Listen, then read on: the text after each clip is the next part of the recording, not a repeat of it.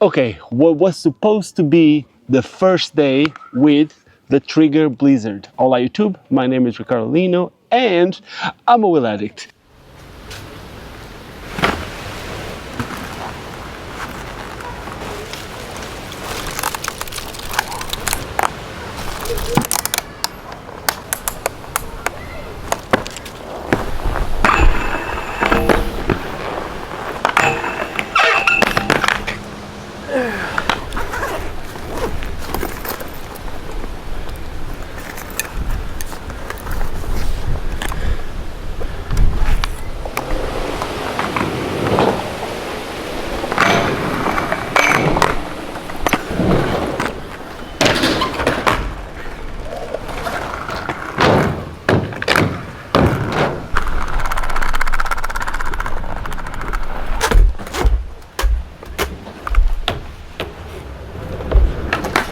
So as you just saw, I ended up going out for the first test on the Trigger Blizzard, and I tried to skate them completely stock.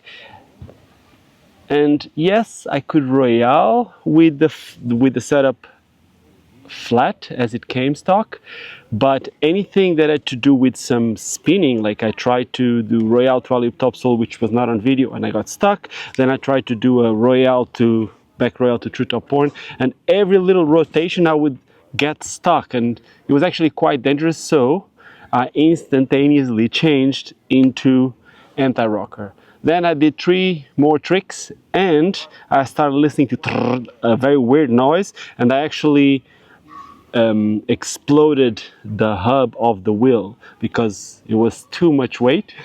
I'm about 90 kilos or 86, whatever, into 2 wheels only, and they couldn't really handle my weight. So abort mission 1. Then I went for mission 2.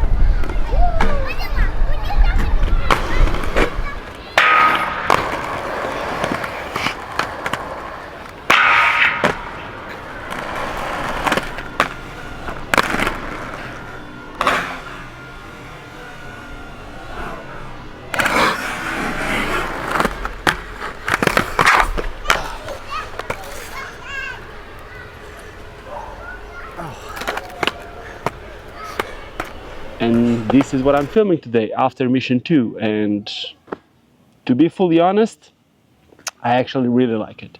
But let me go to the beginning and tell you what I like and what I don't like so far about these skates. So far the wheels, they really do not work for me. The frame, flat, I couldn't really make it work too.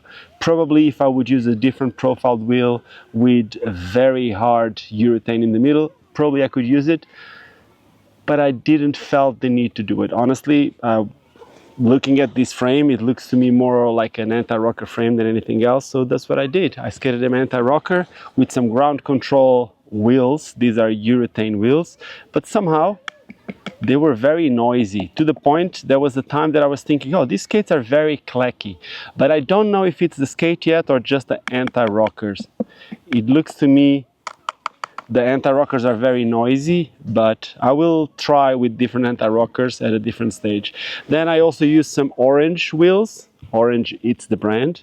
It says this wheel is orange, and these are 57s 92, and the profile is quite flat on top. It worked really nice. I like these wheels a lot. This is some made in USA wheel, like some poured in USA wheels. The orange wheels have been lasting a lot with me, but this is not something that comes stock with the skate. Then the frame, as an anti-rocker frame, I don't have a lot to complain. It slided good. I don't know if it's going to go too fast or not, but in one session at the skate park, and yes, there's some cement stuff, I started feeling like the groove getting much better. I noticed lately that my groove, especially when I skate anti-rocker, goes a little bit closer to the back wheel. That could have something to do also with this profile, but with the shape of the backslide. But I honestly really like this backslide shape, especially for anti-rocker. Awesome. I will still try this with another frame. I've been skating the FR Wish collaboration frame. I think it's the FR Street frame a lot in other skates, and I will try them here too. Now the soles, they're really fast. I can't really complain about the speed of the soles, at least to me. I have a nice negative space. It was easy for me to do like both side negatives. I actually was doing negative acid switch to fakie. For some reason, I do negative acid regular to fakie, but the switch one, for some reason, I usually don't do them that easy. And with these, was actually really easy. I didn't do a lot of torques, but I was able to do a couple torques and nothing to complain. Honestly, really good skate for like groove tricks. For sole and topside tricks, also really nice. I could even get some 270 backslides, which I very rarely do. I was even excited with a 270 back fast slide, but that didn't really work. But that has more to do with the lack of skill than the skate. I cannot complain on the skate at all.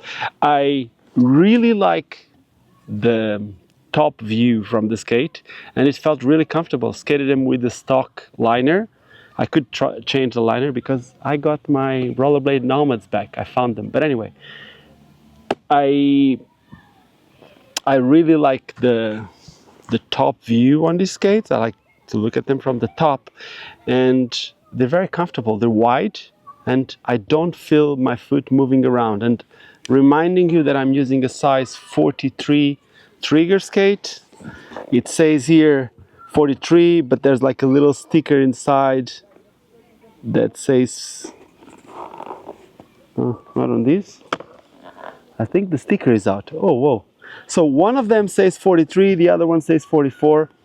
They did not felt different at all. To be fully honest, they both felt the same. I have nothing to complain about the liner so far. I felt like I could bend the skate sideways. Also could be because of the size. It's like not extremely tight. I didn't tighten the cuff too much. It's the way that I skate aggressive skates. The laces work really well. Something that I don't like really at all is this 45-degree ratchet buckle. For some reason, when I try to tighten them, this long piece gets stuck on another plastic piece that is on the receptor that it's supposed to make the long belt go underneath, but it goes against that bridge, and a lot of times what should be like just a very easy process of just putting them on and cranking, it doesn't really work that easy because it gets stuck. So this is something that it's a little bit annoying sometimes, but other than that, yeah, honestly, I would prefer to have these as a Velcro strap instead of having these, especially for aggressive skating. It's also stronger for hits, and you can still tighten it. These, I feel like something that works better on free skates, but it is what it is, and some people may like these more. Not my case, but that's a personal opinion. Other than that, I think they're very comfortable. I don't have pressure points, especially on the sides. What I do have is like underneath the sole, I can feel the place where the mounting points are. Basically, there's a mounting point here and another one here. But in the back, it's more because of the, let me show you this.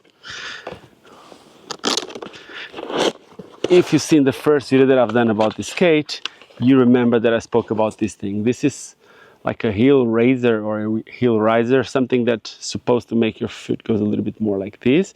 And underneath, you got these little bars. It's really stiff, and you feel the stiffness on these. Basically, it doesn't absorb any shock. And I felt these things really hard underneath my heels. Other than that, also in the front, there's the receptor for the UFS bolt around here, and I felt both those things under my feet, and I felt them quite a lot. This is something that I also felt on other skates, like the USD Sway, when I was using them. They're really short, and also on the Razor Skull. These are on both these skates. I felt where the mounting points were a bit stiffer, and I think that can be very easily solved by adding a shock absorber or adding a different insole. So if you have like an insole that is a bit thicker and like soft, a little bit like the footprint insoles, they will for sure solve that problem. Or if you don't want to go for a thick insole, if you get like a hard slim insole, that should distribute the shock, or that should distribute that pressure through the whole bottom of your foot and should sort that problem. But this is something that it's basically the only pressure point that I had with the skate. Other than that, they felt really comfortable. And yeah, that is about it. So in the end, as a conclusion, I honestly really like the skate. Something that costs $200. I think it works really well. Now, if you're a heavy skater and you are someone that gonna want to do a couple more, like some more technical tricks, you probably won't be able to skate flat, and by not skating flat and you're heavy, the wheels will probably not last, and then you're gonna need to add another 40 or 50 bucks for wheels, and then it's not a 200 euro skate, but then it's a 240 or 250, and then it enters a different league when it's going to be competing with other skates like the new DAM 901s or even the USD Sways, the USD ANs. There's other skates for that price range, like also even the T-neck skates, and then it's up to you. But again, it's not my place to tell you should go for these or that. I can tell you that these ones work. The wheels didn't really work. The frame, for me, more of an anti-rocker frame than a flat frame, but this is a personal opinion, and also this is a personal opinion from someone who got this skate given for free. I think it's important that you know that.